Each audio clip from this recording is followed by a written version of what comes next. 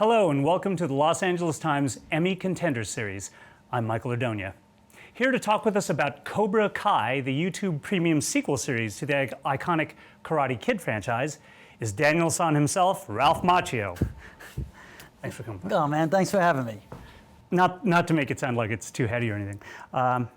So what was the pitch? How did they persuade you to do this? That's a good question. It was, I said no for 30 plus years to very lame pitches, but this was John Hurwitz, Hayden Schlossberg, and Josh Heald. They had written the Harold and Kumar franchise, Hot Tub Time Machine, and they were as passionate and as focused as any three. They share one brain. They pitched me. I was the last guy to come to the party, from what I understand. They had everything lined up, and it was about because I guess it was notoriously no. Why taint the legacy of that film? And I was very protective of the character and the movie. They are the fan base. They were the guys that saw this movie a zillion times, big-time Karate Kid fans, know way more than I do about it, and they just wanted to make the show that they wanted to see. And they had a very specific angle from coming in through the eyes of Johnny Lawrence, portrayed by William Zabka, and whatever happened to that guy, and then how LaRusso, my character, would come into that world 35 years later, and where they would be, and dive into the gray areas of these characters that we grew up with, but allow them to breathe in a way that a 5-hour movie would, cut up into 10 half-hour parts. So that, coupled with the fact that they listened to my thoughts about what I'd like to be infused in the show, the Miyagi elements all woven throughout, that the rivalry concept made sense as long as the heart, soul, and magic that was in the Karate Kid film still finds its way peppered throughout the series, and I think that's part of what we've been able to accomplish. Oh yeah, I'd say so. I'd say the Miyagi thread is extremely important. Yeah, it grounds the whole thing, grounds you. It does. It's important. And listen, it's all about what? It's about finding balance in your life, losing balance, and refinding it, recalibrating yourself, and navigating through midlife now for these characters. And they just do a great job of tying in the nostalgia, that comfort food that is the movie or the stories of the characters that we grew up with, yet telling a story for a fresh, relevant now generation. And that's what we've been able to pull off. Well, I would say so far you haven't. The critics apparently agree with me. Yeah, it's done very, very well, and it's exciting. It is really exciting. I'm impressed with the way they're able to incorporate the nostalgia, like the 80s music, with very relevant, immediate stories.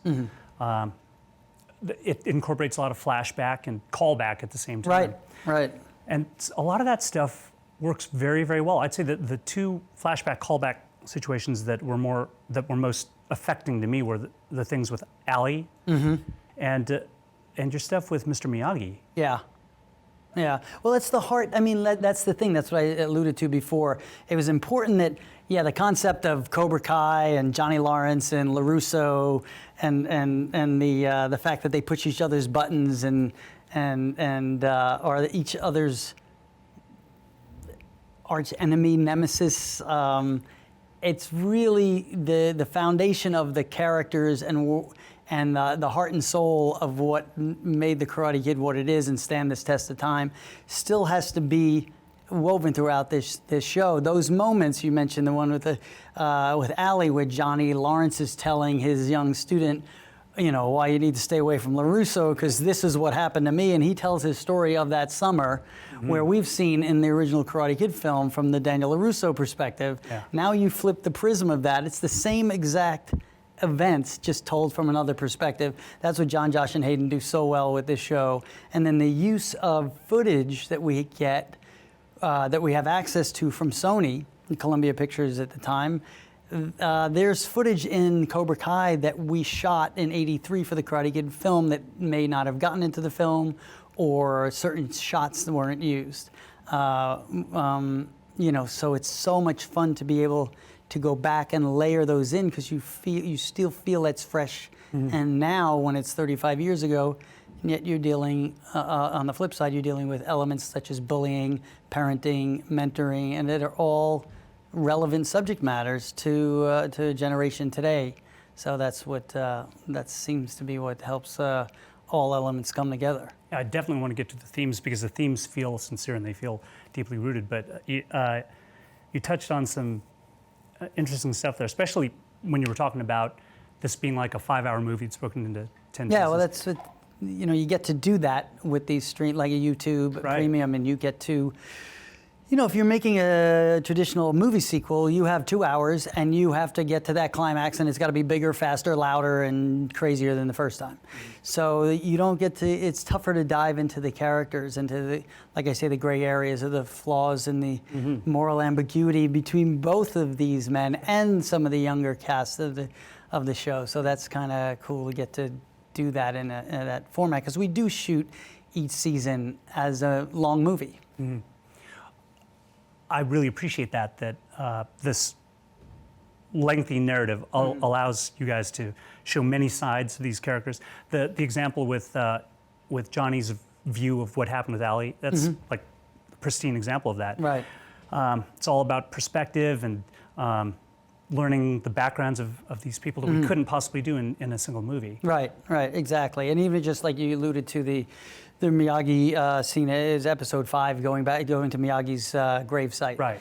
And it was important to have that moment, and it's an important shift. It's the end of that season 1 mid-season finale where LaRusso is about to shift his life and fill that void of martial arts that's been gone for 8 years, and how he's going to dust it all off and bring it all back. And it's a really, it's a really goosebumpy kind of moment in this, show that touches on all different tones, comedy as well as drama.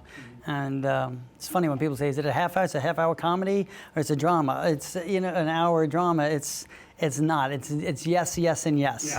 Yeah. The show actually has a few touching moments. A lot of them having to do with the father and son theme that clearly runs through it. Yeah, and listen, Karate Kid was surrogate father-son. It sure was, yeah. So those themes are important to carry through, and that's, when you're telling a new story or taking something like this, you don't want to abandon what brought you to the party. Yeah. But yet you need to make it fresh and relevant, and feel like now entertainment and not, a nostalgic throwback. Somehow, so far, we've been able to pull that off. Yeah. Well, you certainly have the now technological side of it. Yeah. And the fish out of water thing, especially with Johnny's getting a great. computer And for the first time. The non-politically correct. He gets to say all the things we're not allowed to say anymore. Right. It's just a lot of fun to watch. He does a great job with all that stuff. He's very much a bull in a china shop that way. You're an EP on this? Co-EP. So how hands-on are you? What do you do? It's very collaborative. It really is. John, Josh, and Hayden write the show. We, every script I get, if I see something that I have a thought on, I send it. I'll either have a conversation with them or I'll send an email. And it's mostly with my character, but sometimes with other characters. If I see, and usually it sheds light and for the most part heightens the scene or whatever element. They, because they're balancing so much. We're shooting at such a fast pace. We do not have a big, enormous, fat budget. There's not a minute wasted. We are shooting 5 days per 36, 37 pages, which is very ambitious. And I think going forward, if we're so blessed, I think we're going to have a little bit more room to play with, because you have action sequences, and certainly in season 2, it's not Curb Your Enthusiasm. It's not two people at a diner in a single camera show. Meanwhile, I named that show because it's one of my favorites of all time, but it's a handful of characters. You don't have a high school full of fight scenes, you know what I mean? So when I give notes or I have thoughts, they come from a place of just trying to keep the eye on the prize, and then at the end of the day, they get the tiebreaker. It's their vision. Been very few times where we've disagreed. Season 1 more, because I didn't know what the show was actually going to be. They earned, once I saw the full season, then it was much easier to say, okay, I see where they're going. First, I was so protective of LaRusso's character and of the film franchise. I wanted to make sure we weren't trivializing something or making less than or parodying anything, because I hold it to a certain standard. You're 57 now? Yeah, say it. Say it loud. 57. He's 57. Say it loud, say it proud. If you've seen the show and you see what he's doing at 57, I think people like me are going, what? How? It hurts. A lot of stretching. A lot of stretching necessary. Yeah, it's funny, when the show was pitched to me, I was saying to myself, all right, so maybe I'll have to do a little of this, a little of that, but all the kids are going to do all this. They'll get all the young generation to do, which they do. The kids in the show, we have a spectacular young cast in this show. I'm so proud of these guys. They really come to work every day, do not take it for granted, feel like they are the lucky ones that get to carry on the torch and enhance this storyline. It's really wonderful to work with young actors like that. But they do, a lot of physical stuff, and not with the time that you normally would need to do it the right way. We're pulling it off. We have a spectacular stunt coordinator, Hiro Koda. If he doesn't win the Emmy this year, I am going to go insane. Yeah, how he didn't it's win it really last year. Spectacular, the work he's done. But Billy and I and Martin Cove in season 2, we're touching our toes, we're stretching, Advil and or ibuprofen and a lot of water, and take care of yourself. It's tough. It's tough to bounce back. 7 or 8 pages a day with those kind of fight scenes. I mean, Yeah, it's tough. Sometimes they're just saying, okay, we're going to put the camera here, start doing stuff. Meanwhile, when we made The Karate Kid, we had like 2.5 months of every day. It was like a ballet, those scenes. And the great John Avildsen, who directed Rocky and The Karate Kid, knew how to tell those underdog stories. He did okay. He did okay. So, did you keep up with karate in the interim, or was it? I kind of, after I got done with the movies, it was time to stop getting kicked for a moment. I've always appreciated the philosophy. I've carried on more than the physical aspect of the martial arts, because that philosophy and finding balance in your life and some of the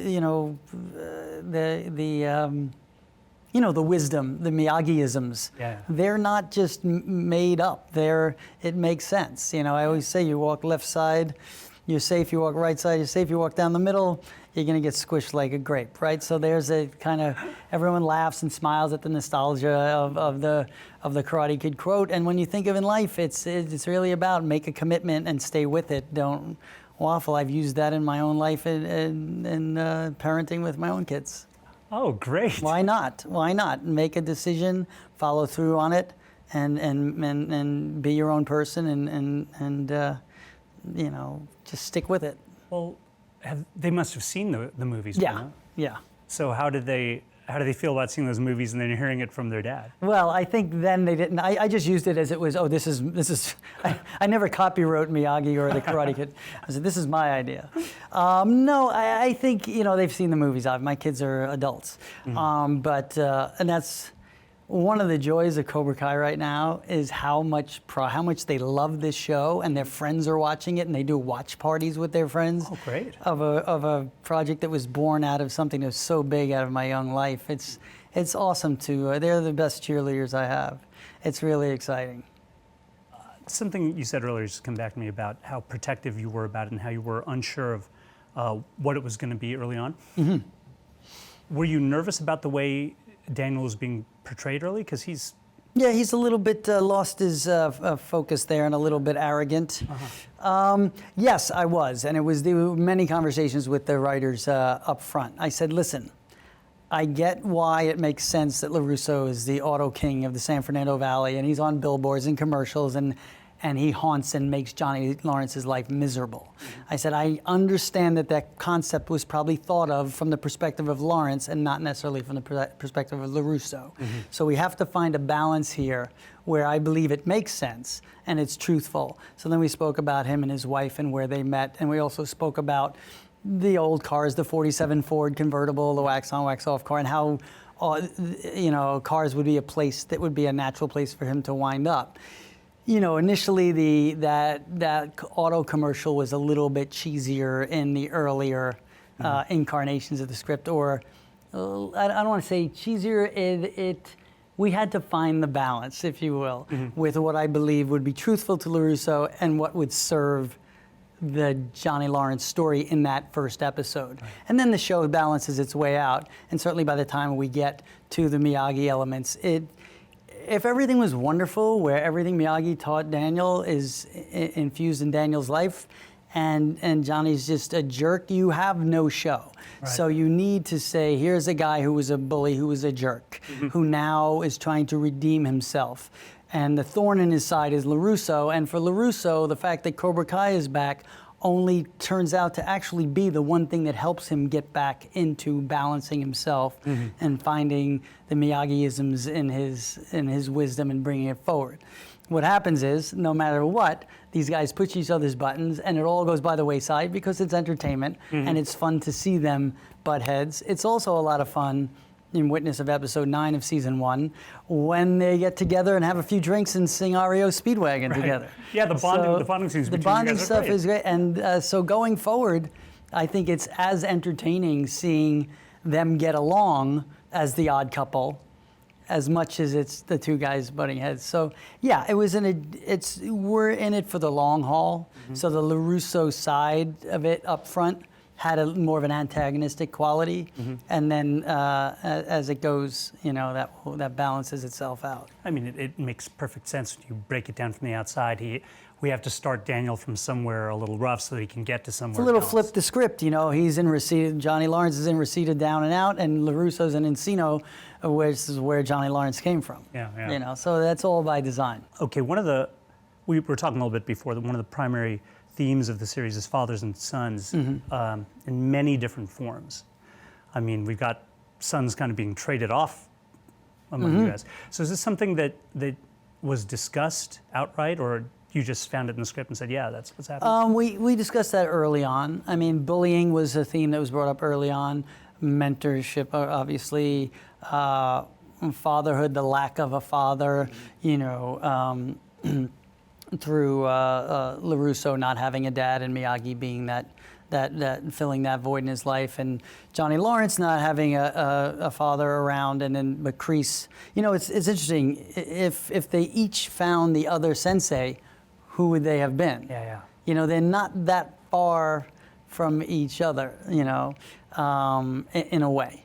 And those themes are, I love touching on those themes. I get to, both of my kids are, like I say, they're in their 20s now. So I'm a little bit older than LaRusso is. But I've experienced that. I look I almost just like the guy. But I get to use that experience that I've had as a parent and infuse that into the show and the wonderful scenes I have with Mary Mauser, who plays Samantha, and going forward, with my young son in the show, which is not quite developed yet to a place that we have ideas going forward when he gets a little bit older and dealing with that. And parenting is a difficult job. And it's not seasonal. No. People say it's time to have a kid. No, you're going to be a parent forever. Yes. And so I love that all those themes are relevant, and you're picking up on them, and you see, because that's what works on the human side, on top of the pop culture of Cobra Kai, Miyagi, get him a body bag, and waxing cars and sanding decks. Yeah, well, I mean to praise the show by saying that, because your analogy of comfort food is really right on. Yeah. That it has those elements that people want and are familiar with and make them feel good. But then this thing is actually thought out, and these themes don't feel pasted on. They feel like they're part of the structure of the show. Yeah. That's so. But you're mentioning Sam brings me to a fan question from Slappy the Cobra. Slappy the Cobra. Slappy the Cobra, he or she asks, in the Cobra Kai universe, did Sam and Anthony meet Mr. Miyagi? I believe that Sam definitely knew who Mr. Miyagi was. I think Anthony was too young to know Mr. Miyagi. I could do the math on that, but I think he probably met him, but Sam remembers him in some way, in a very young way. Because after Miyagi passed away, which is about 8 years from season 1, 8 years prior, Sam represented the peace for Daniel because he trained with her in martial arts. He would train with his daughter, and you see that early in season 1 where he has that memory back to her, but she doesn't want it. She's now 16, and that was yesterday, and I'm embarrassing. And in season 2, we'll see that kind of comes full circle and is really kind of sweet and a nice moment early on in season 2 where well, it's not a surprise because the trailers are out there where she comes and wants to train again, and it's really a nice moment. Before I forget, I wanted to say something about that, the fathers and sons thing. You were talking about what would have happened if they had found the other mentors. I think one of the positive messages of the show is that with the mentors they had, even though they drift off from what they were taught, Daniel finds his way back positively to what Mr. Miyagi taught him, and he gets a lot of strength from that. And when Kreese comes back, it's destructive to Johnny. Yeah, so. Yeah. It's and on the same side of that coin, Daniel gets to in season 2, he wants to spread that knowledge and that wisdom and the legacy of Miyagi to teach a better way, as opposed to what he finds as negative is the Cobra Kai aggressive style. Karate for defense only, and it's about showing a better way and not taking it down. But he learns is not everything is as easy as it seems, right? I mean, just because you have knowledge of a subject doesn't mean you can necessarily teach it. So those are the lumps that LaRusso has to find. He doesn't have that magic that Miyagi had. So how does he find his way to teach? And it's an interesting thing in season 2 because, we keep going back to the comfort food and the nostalgia and that warm and fuzzy familiarity that just fills us with the memories of what the Karate Kid is and all those 80s callbacks and elements. And this season has all that and yet takes you on a journey and brings you to a place you never expect. Both characters have great intentions going in, but not everything works out that simply, and that's life. Now, another Sam question that came up from a fan that I really like this question. Dade B. Murphy says, Ralph, do you think we'll see Samantha spar with Julie from Next Karate Kid? Or will Julie ever make an appearance? Well, Julie from Next Karate Kid is played by Hilary Swank, right? Well, there's a little bit of when you talk 35 years, that'll be an interesting spar. See, they're thinking that Julie is Hilary Swank of 19 whatever it was, where now that would be a. I don't think that they'll be sparring. I will say that anyone in that universe from any of those 4 films, including the last one reference that I wasn't in. I mean, did Daniel LaRusso know Julie, the Hilary Swank character? Of course he would have. We've never seen that. So that is still part of that universe. Right. And maybe she meant something at some point to Samantha? Could it be her godmother? I don't know. I'm just pulling stuff out of it. But I'm saying all that when it works organically into the story, these 3 writers will figure out a way to make it fresh and awesome. Look, I love Hilary Swank, but if you get her and you don't get Elizabeth Shue, I'm gonna. It's I would listen. That's all yes, no, and maybe. All those conversations are going on. How it's gonna land, I don't exactly know, but it's not without the. Discussion, that's for sure. And without spoiling anything, the door is cracked open for. It is cracked open. It is cracked open because listen, there's a catalyst of these 2 guys. Yeah. It's the girl and the girlfriend, and that started the whole thing. So in some way, it will be addressed, and it already has in a little bit. Cobra Kai Never Dies is the name of this fan. Cobra Kai Never Dies. Really, you're asking a question of Daniel. Asks, are we going to see a fight between Daniel and Kreese? Daniel and Kreese or Daniel and Johnny? Kreese. Wow. Like I said, it's all open season. I don't think that'll be the case, but God, I really don't know. That would be, I haven't thought about it. But it's not out of the realm of possibility, and that could be quite interesting and fun. You see, there's so much you could mine from this franchise. It's really cool. So now I'm thinking about that. I'll talk to the writers later. How did you feel about that? where they took the story in season 2? Did it surprise you that they went that far with it? It surprised me. Listen, they've earned my respect, and they've earned the right to take. They see this whole what's the word I'm looking for? Tapestry? What's like tapestry. everything with interwoven. They have this whole world. They know where they want the show to end. They haven't told anybody. I have my theory of what that is, and I'm not going to discuss it now.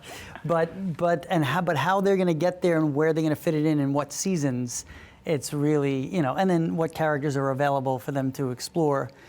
And as you cast, all of a sudden it takes you in different directions. You have a breakout character, an interesting character, you go in a different direction. So,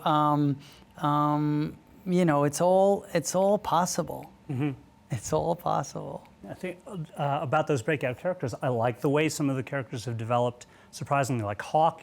Hawk and Dimitri, I mean, it's You great. wouldn't have expected Hawk to go where he has gone. When you look at his arc from the early episodes of season 1, it's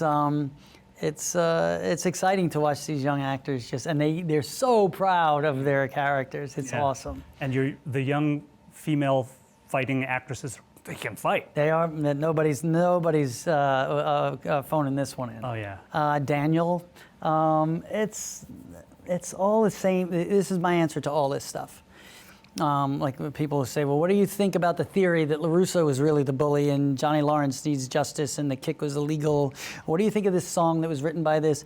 I think if I could make a movie in 1983, and in 2019 we could be talking about all these different things and people still writing music about it, it's as good as it gets. Right. It doesn't happen too often.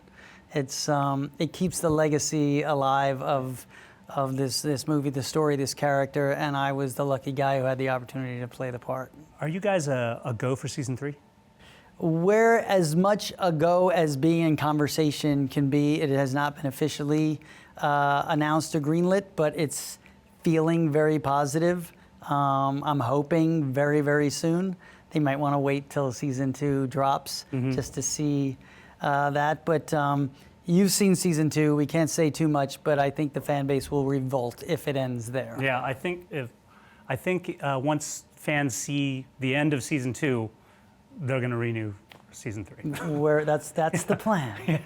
That's the plan. Fans will go more of this. Now I'm going to hit you with a lightning round. Oh man. All right. So get ready, because if you give wrong answers, then and things I will. fall from And the I ceiling. will. All right. So the question is, who's going to win the Game of Thrones? Oh man, I don't know. We have these theories. I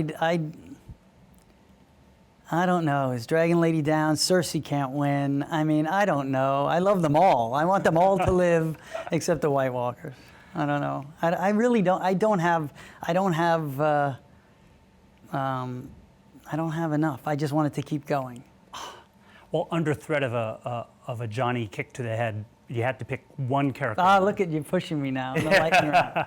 Oh, the gloves are off in the lightning round. Yeah. Who's gonna win? Being from the LaRusso side, I'll tie it in, right? That's why I'm here. I'd like to see, Dragon Lady come through in the end. All right. Because we like her and Jon Snow, even though they're brother and sister or whatever the hell they are now. On to the Come on. nephew. What's the last show you binge watched? Barry? Or was it the Kominsky method, I think? Method. Yeah, and I have mixed feelings about the binge watching thing. I do. I'm on this show currently called The Deuce on HBO. And I love that every Sunday night when I'm shooting Cobra Kai on location, every Sunday night I get to watch one episode of The Deuce. Kick back with the Cobra Kai script on my lap, and I'm watching, and I can't watch the next episode because it doesn't come out for another week. Right. I kind of like this. There's a piece of me that misses that. So I like a little of both. Little traditionalist. It's nice to have both. Which beautifully sets up the last lightning round question, which is, what classic TV show would you like to have been on? I don't know if it's classic, although they would say so, but I remember in recent years, or maybe 10 years back, when Parenthood was on, Ray Romano came on, did a great role in that, and there was something about that show that I said, boy, I would love to be on that show. I just think my sensibilities and some of this stuff just felt right. I could go back and come up with, was it Friends, is it Seinfeld, Taxi, yes, and yes. But for some reason that just popped into my head. That makes sense. Well, showrunners of Parenthood, you missed out. All right. Well, thank you for stopping by and answering all of our questions. Oh, man, I had a great time. Really, congratulations on Cobra Kai. It's good. Thank you, man. All right. Thanks a lot for coming. Thanks, buddy. To see this entire interview and other Emmy Contenders chats, please go to latimes.com.